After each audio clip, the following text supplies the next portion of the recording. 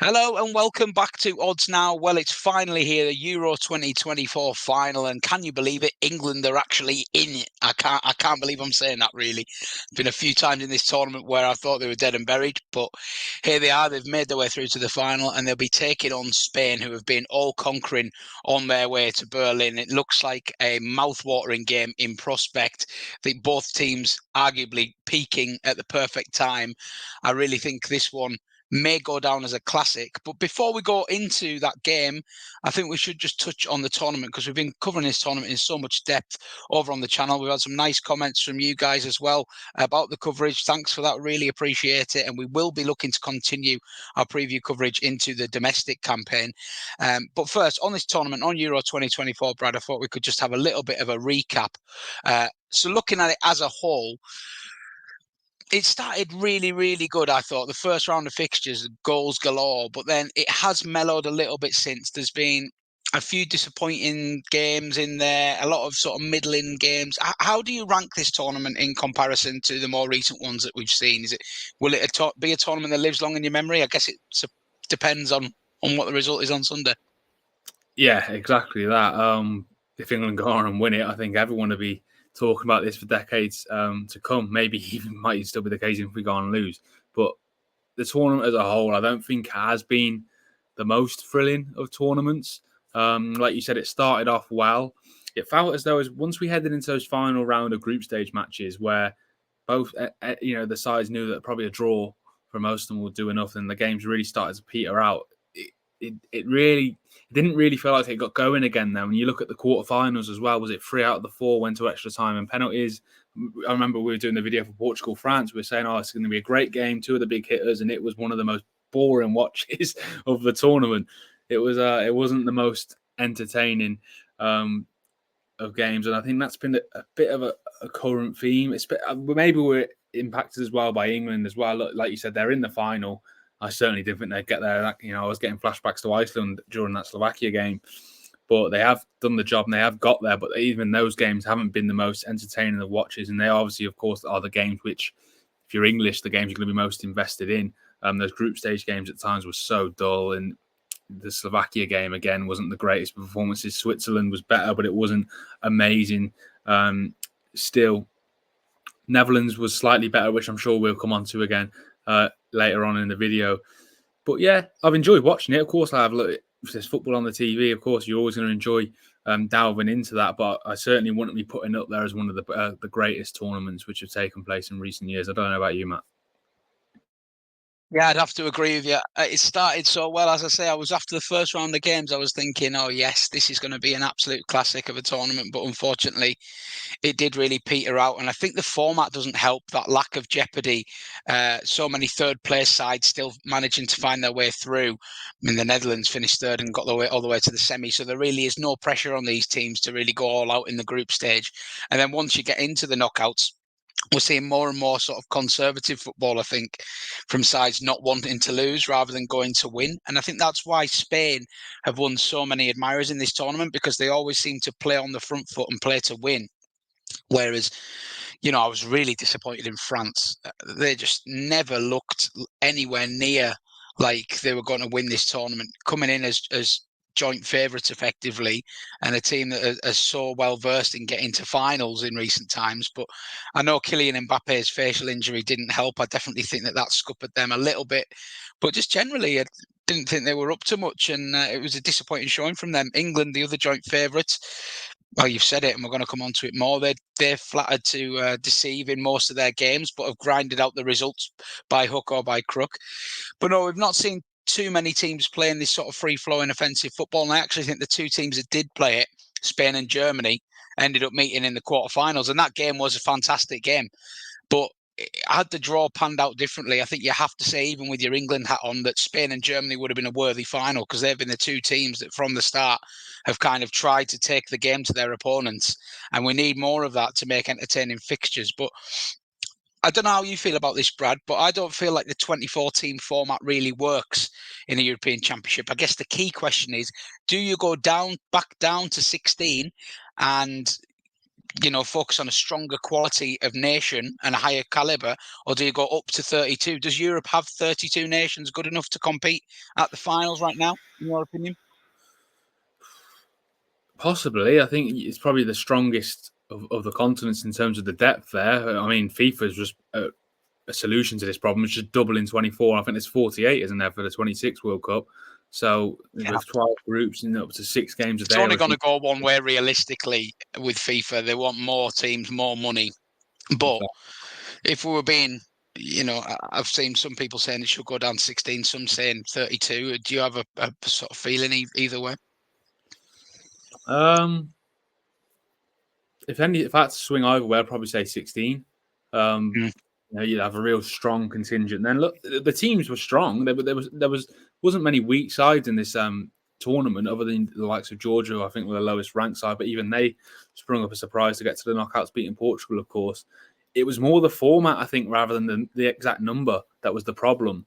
Like you said, if you won one of your first 2 group games, you're basically into the knockout stages, and there was no really incentive to go ahead and win that third match. I think Spain were the only team, like you said, you praised them there, were the only team to win all of their group games. They're the highest scorers in the tournament. They've been brilliant to watch, and I think they're one of the few sides who have really allowed or encouraged their individual players to do their thing. I think there's been a lot of talk over the last 4 or 5 years about how football's become more system-based, and it's moved away from that independent or individual flair and talent, individual moments, which we grew up watching. Certainly I did.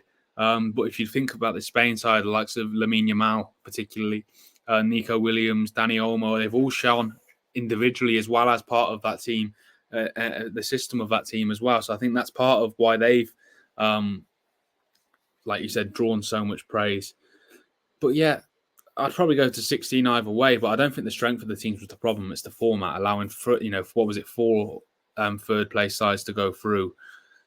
2/3 of the draw are guaranteed to go through the knockout stages. We got to that last 16 stage, and it didn't feel like anyone had even been knocked out. It just felt very redundant the first few weeks of the tournament, I felt. Yeah, it did. I don't really care if they go to 16 or 32, as long as they just ditch this third place format. To be honest, I hate these third place sides going through. I think you get too much lack of quality getting into the knockouts, and you have too many games where there's a lack of jeopardy, and it could just be a much more enjoyable experience if they got that format a little bit better there for me. Anyway, let's see if you ever take action. We've touched on Spain as the most enjoyable team. Were there any other teams that sort of caught your eye in this tournament, or any teams that you think may have a good next couple of tournaments, a good couple of cycles coming up? If I was to pick a couple out, I really enjoyed watching Turkey. They were as chaotic as I thought they were going to be, and they didn't dominate that many games, but they have some brilliant players in forward areas. I thought Gula, Yildiz, and a couple of others shone as brightly as we hoped they would. And I think Georgia as well captured everyone's hearts, didn't they? Yeah, they did. When you asked me that question, then one of the teams that did spring up was Turkey. I think they were brilliant to watch, as you said. That first game between Turkey and Georgia, I think, was probably the best game of the tournament. It was incredible, end-to-end stuff. It looked like both sides were going to score every time they went up the pitch. But another side I was impressed with, and we did flag them in the preview, was Austria. I was a little disappointed that they bowed out when they did, really.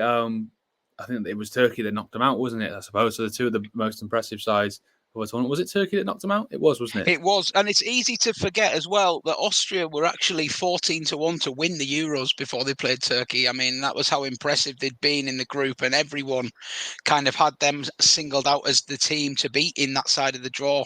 I think for me, maybe I think I said it at the time, a lack of pressure situation experience of being the favourites in a knockout game. In the groups, it was a little bit of a free hit against France and the Netherlands, and they ended up excelling. But there's a difference, isn't there, in a tournament when you get to the knockouts and you're expected to win and expected to take the game. And I thought they played well, actually. I mean, Turkey did a bit of a smash and grab on them, but still, Austria had sort of 20 minutes, half an hour to find an equaliser, and they couldn't do it, could they? Maybe a lack of tournament experience killed them a bit there, but they should be, if they can keep that group together and keep Ranić in charge, you would think they'd have a great chance of getting to the World Cup and making an impact there. Yeah, an Austria team who are without David Alaba as well, their main player this tournament. Good point, yeah. I think a number of their players really impressed. Christoph Baumgartner, I think he was brilliant in that tackle midfield role. Marcel Sabitzer as well at Borussia Dortmund, who we all knew heading into the tournament. Both of those players really did impress, and I did enjoy watching them. I think Ralf Rangnick has done a great job there to navigate not just through a group with the likes of France, Netherlands, and Poland in, but to top it. Was incredible. Like I said, we sung their praises, but I don't think we had them top in the group. They did brilliant, and they went out to a great Turkey side who pushed the Netherlands strong. Turkey, on another day could have easily found themselves in the semi-finals. So, yeah, we've got to give credit to Austria. I thought they were brilliant to watch this tournament. Yeah, definitely would be my team to watch for the World Cup qualifiers, which take place between March and November next year. So it's quite a quick turnaround there, and be interested to see which of these teams manage to kick on. I think there's a few teams as well that look like they're coming towards the end of cycles, very aging squads, and that's always a tough challenge, isn't it? Because if you've had these players that have represented the nation for 10, 12, 14 years, to suddenly have to find replacements all at once can be difficult. I guess if I was springing one that come to mind, Denmark, I think a lot of aging players in there, still capable, but they're going to lose 5 or 6 key players at the same time, and that can sometimes hurt countries. Look, we should probably get on to this main event here, shouldn't we? We've waited long enough. Spain and England then, taking place in Berlin on Sunday. England fans have been singing about going to Berlin for 2 years now, but I think even the most optimistic England fan must have been doubting it in the 91st minute against Slovakia when they were 1-0 down before Jude Bellingham's moment of brilliance. And there's been a few moments like that where they've had to snatch victory from the jaws of defeat. They've actually fallen behind in all 3 of their knockout games, but they've shown a fantastic will to win and great spirit to turn things around. Some of the individuals really come into the party in big moments for them. But I thought against the Netherlands, that was probably England's most complete performance to date. Well, it was without doubt. I don't know whether it was a case of the game suiting them. There was a lot of space there, as we anticipated. But it just seemed to be, especially in the first half, it was the first game where we've really seen Phil Foden take things by the scruff of the neck and run the show like we know he's capable of. But when the Netherlands stifled up that midfield in the second half, England once again were found frustrated and had to be patient. But fair play to Gareth Southgate. He's had some criticism for his changes in this tournament, but that inspired change to bring on Cole Palmer and Ollie Watkins and one set up the other in the 90th minute. He rolled the dice and it came up good for him. And he deserves this crack at the final, doesn't he? Starting with England first, Brad. He deserves this crack to go out. If this is the end of his England regime, this is the way to do it in a final. It is exactly that. I'm reading this morning that the FA reportedly want him to stay on for the next World Cup, which I'm not sure about. We could probably talk about that in a later video. But yeah, for all of his critics, and I've been one of them at times throughout this tournament, I think we've all questioned the timing of his substitutions and his reluctance to change things in game when things clearly weren't going England's way. I don't think you can level that in this game. He brings on Luke Shaw at halftime as well, which it really balanced out that left-hand side, something which we and others have been talking about throughout this tournament. But also, like you said, to bring on Palmer and Watkins, to take off your captain and your top goal scorer in Harry Kane, it was a brave move, but he knew it needed to be done for a bit more directness and to run in behind that Netherlands defence. And you saw what happened. Cole Palmer, so calm and so composed to find that pass into Ollie Watkins, who, of course, was a brilliant finish. A lot has been made about that finish as well. And this England side now, okay, the performances before the Netherlands game were poor. They weren't great, but they've done enough. And they look as confident as ever now to think that they've come through all of that unscathed. The nature of the turnaround against Slovakia, the immediate response against Switzerland before winning on penalties, and again coming from behind, like you said, against the Netherlands with a last-minute winner. They must be feeling on top of the world right now. And of course, Spain are the favourites. We can see why based off what they've done throughout this tournament. But at the same time, I think if you're a Spain, you're Spanish or you're in that Spain squad, you're not looking forward to playing this England team because you're thinking these guys have shown that they don't need to be at their best to win anymore. If you just have to look for their track record throughout this tournament. If the game is tight heading into the last 15 to 20 minutes, I'm sure there'll be a few Spaniards looking over their shoulder thinking, oh, where's this going to go?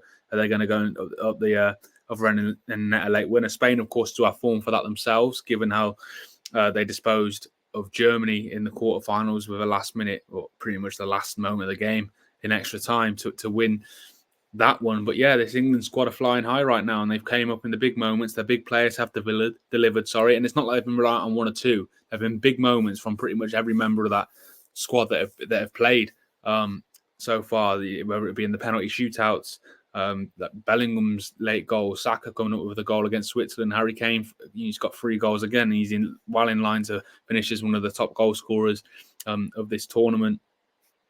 And of course, Ollie Watkins and Cole Palmer, like you said, combining for the goal against the Netherlands. So yeah, I think that they're going to be as high as ever now, England. And I'm sure there's almost like a feeling of invincibility, and that the time is now, given the nature of their wins over the last couple of weeks. Yeah, and it's worth bearing in mind as well that England came into this tournament as 4-1 favourites, and Spain were out at 9-1 before being nibbled in a little bit before the off, and that was proved to be a shrewd move from those who did back Spain. But even still, England nearly half the price of Spain pre-tournament, yet they come into this game as quite significant outsiders. We've seen money for Spain in the last day or so. They're going off just shy of 6-4 at the time of speaking on Friday lunchtime.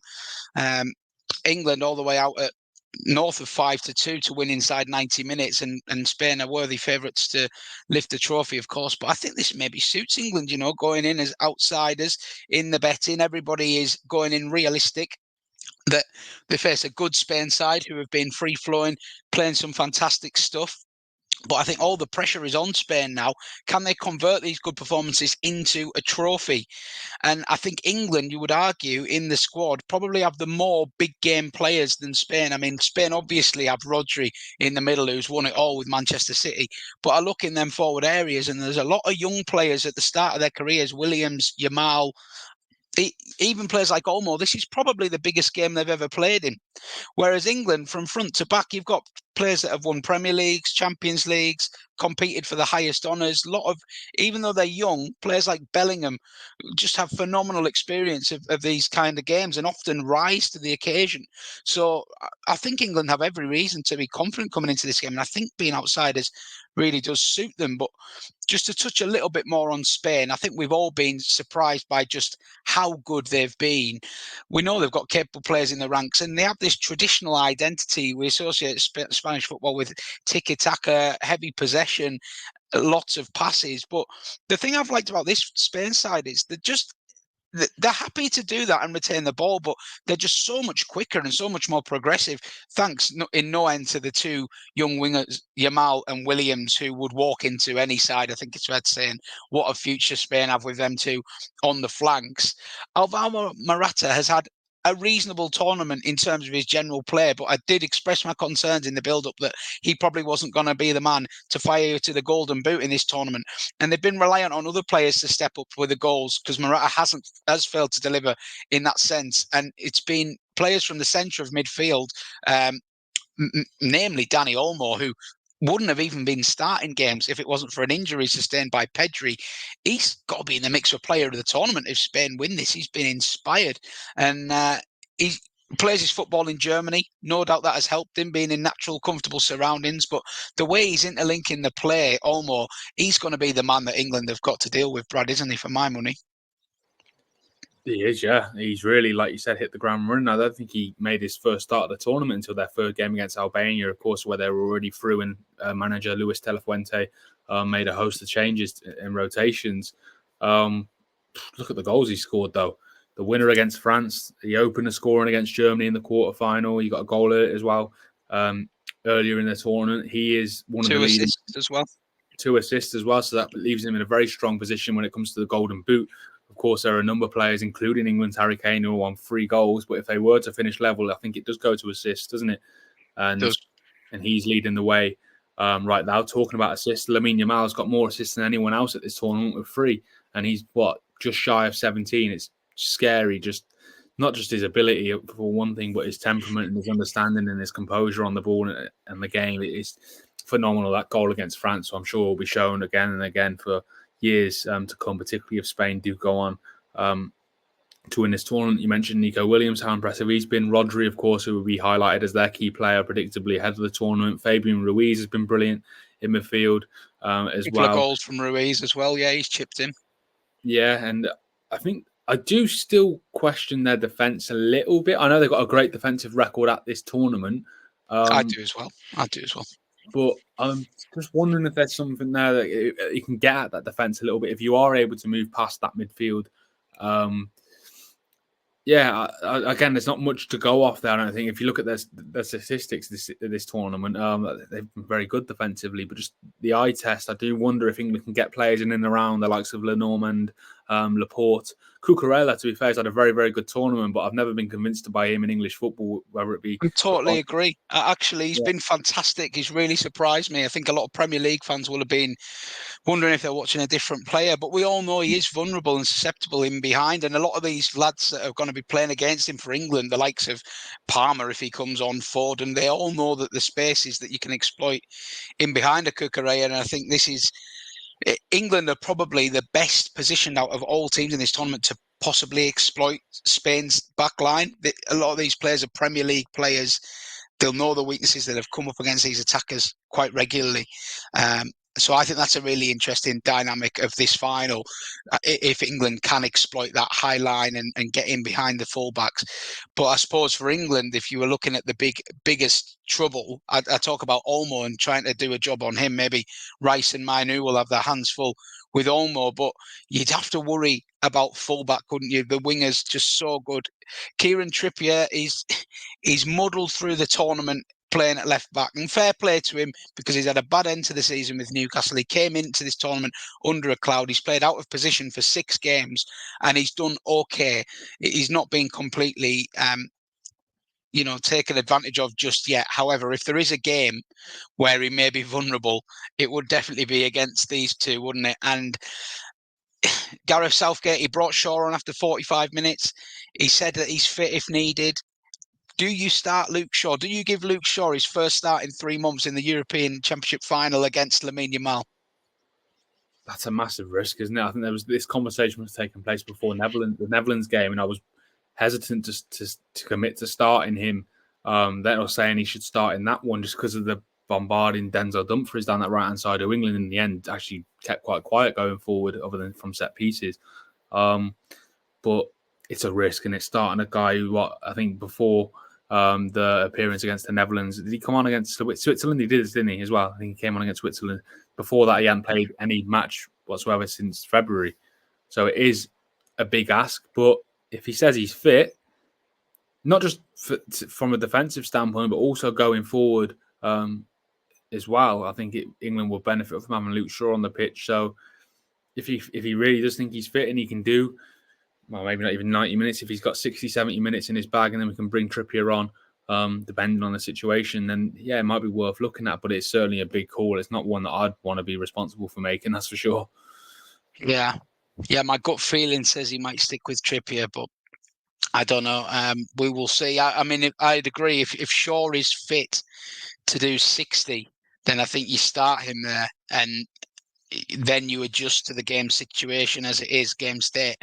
But I think Southgate traditionally doesn't like to make the changes from the start unless he has to, doesn't he? And Trippier, to be fair, he probably hasn't given him a reason to be dropped.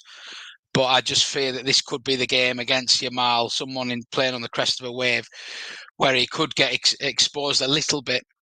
I've seen a lot of people saying that Yamal needs a bit of the physical treatment from England's defence in the early stages. We saw Theo Hernandez try to do that for France, but it's easier said than done when he's slaloming past you, isn't it? So another interesting dynamic to go with. It'd be interesting to see if England do try and rough him up a little bit. Nothing seems to faze him so far, but I suppose you do have to try these things. Yeah, I don't know if I'd want to piss him off. Adrian Rabiot said something about him before that France game, and look what happened there. He ended up skinning Rabiot 3 or 4 times and sends one in the top corner. So leave him as he is, I think. Just don't try and annoy him too much. Don't want to poke the bear. But yeah, if you can try him, he is only 16, 17, like you said. If you can try and get in around him, make life difficult for him, of course, do that. But like you said, nothing's phased him so far. And it's not just like he's the only one to worry about. You got Nico Williams on the other side as well. You got Morata, okay, who's not been the most convincing goal scorer. He might not even feature, actually, depending on the extent of that knee injury, which he bizarrely sustained in the aftermath of that France game with a collision with a steward, wasn't it? I think something. I don't know whether he's going to be fit, but they've got quality all over the pitch. The point is, the Spain side, and it's not going to be as simple as keeping Lamau quiet. And then you've got another 10 to worry about, the likes of Rodri, Ruiz, Olmo, Williams, like we said. But you certainly, like you said, they've got to watch out for those wingers because their track record at this tournament, they've been incredible. And those two, they've really stood out for Spain. Okay, well, that's enough talking. The talking is over. We're going to bring up our best bets onto the screen now. And I'll run you through mine first. So the best bet for me, and I can't believe this is odds against, both teams to score 11 to 10. I just cannot believe that is odds against. I think every single one of England's games in the knockouts has been both teams to score. It's followed the same old pattern of England falling behind and then reacting. We saw them fall behind in the Netherlands game to Xavi Simons' bullet, and that is something that we could easily see repeated again here, because England have been starting games a little sluggishly. They do give the ball away in dangerous areas. Rice has done that a couple of times in the tournament. I'm a big fan of his, but he has looked a little bit susceptible in that kind of area. And Spain definitely have the players to punish. So I would not be surprised at all if Spain take an early lead. But regardless, I think you've got an England team now that are playing with a lot more confidence and a lot more attacking freedom. And I just don't see a situation where both teams do not score in this final. I think that is an absolutely storming bet. So you can blame me when that doesn't come in. I think that is a cracking bet. And I've just had one little fun correct score prediction here. I've gone for 2-2 at 19 to 1, just for the reasons outlined, really. I think England, they're going to enjoy this game. Spain, like the Netherlands, will give them a bit of time to play. They'll let them have it in certain areas and then back themselves to pick them off when they get it back. And I think this could be, without wanting to curse it, a really good final to watch, a really entertaining contest. And like Brad, I seen Brad's best bet there. He's gone down a similar line to me. But yeah, both teams to score will be the nap, and I'm having a little bit on 2-2 for a little bit of a fun interest. Brad, you've gone over 2 goals in the match. I'm guessing you're thinking along the same lines. I am, yeah. Just looking at these two's last combined 6 fixtures, 5 out of the 6 have seen 2 or more goals scored. Spain, the highest scorers in the tournament. I should be watch it be a 0-0 now. I said that, but I can't see anything other than goals. Can't see how this can be a 0-0. I really can't. It's not been the most exciting the tournament, as we touched on earlier in the video, but I do see this final catching fire. I think 2 sides have been brilliant to get to the final. Maybe not performance-wise, but in terms of their results, and I can see more goals for sure coming in this one. I hope. Okay, so Brad going for over 2 goals scored in the match, 29 to 20, just shy of 6 to 4 there. Both teams to score is 11 to 10, and the 2-2 for a fun interest is 19 to 1 on the Betfair exchange. Well, that's enough from us. I hope you've enjoyed our coverage throughout the tournament. Let us know what you're backing for the final, and let us know if you've enjoyed our coverage throughout Euro 2024. There'll be plenty more to come over on Odds Now, so make sure you've hit that subscribe button if you haven't already, and we'll see you again very soon. Thanks for watching.